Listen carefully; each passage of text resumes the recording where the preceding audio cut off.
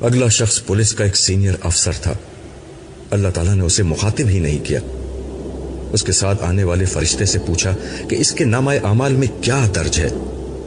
اس کے جواب میں فرشتے نے اس کی ساری زندگی کے جرائم بیان کر دیے، جن میں بے گناہ لوگوں پر ظلم، بعض معصوموں کا قتل، جوئے اور بدکاری کے اڈوں کی سرپرستی، بدکاری اور شراب نوشی، رشوت اور عیاشی جیسے سنگین جرائم شامل تھے.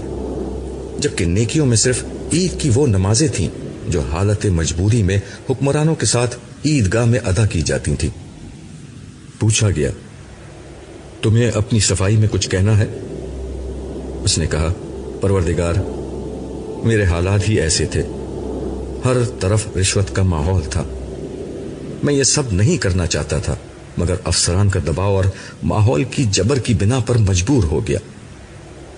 انتہائی سخت آواز میں کہا گیا، تو تم مجبور ہو گئے تھے؟ پھر حکم ہوا اس کے ماتحت کام کرنے والے ایک جونیئر افسر کو پیش کیا جائے.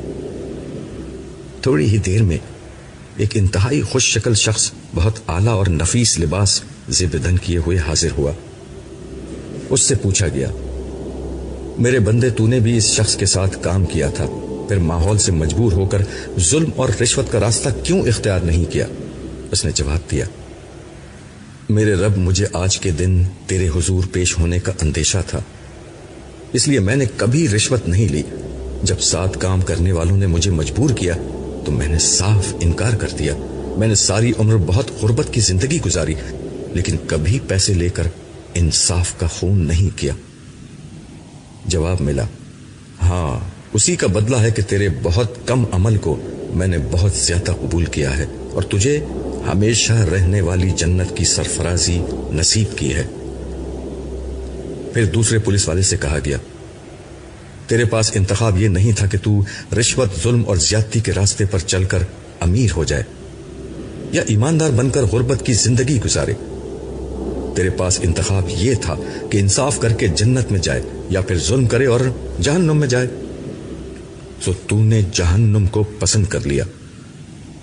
یہی ہمیشہ کے لیے تیرا بدلہ ہے.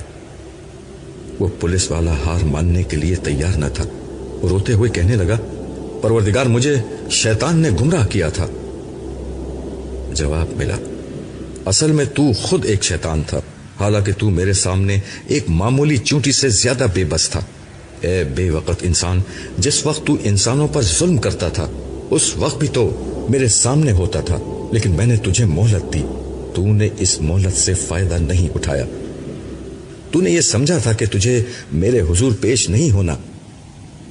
دیکھ، تیرا گمان غلط ثابت ہوا. ادھر غیظ و غضب کے یہ الفاظ بلند ہو رہے تھے، ادھر میدان حشر کے بائیں جانب سے جہنم کے شعلوں کے بھڑکنے کی آواز تیز ہو رہی تھی. ان آوازوں نے ہر دل کو لرزا کر رکھ دیا تھا. ہر شخص پر سخت ہول کا عالم طاری تھا.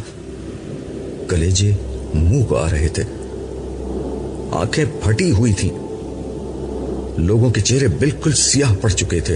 دل کی دھڑکنیں اتنی تیز تھیں کہ گویا دل سینہ توڑ کر باہر نکل آئے گا. مگر آج کوئی جائے فرار نہ تھی.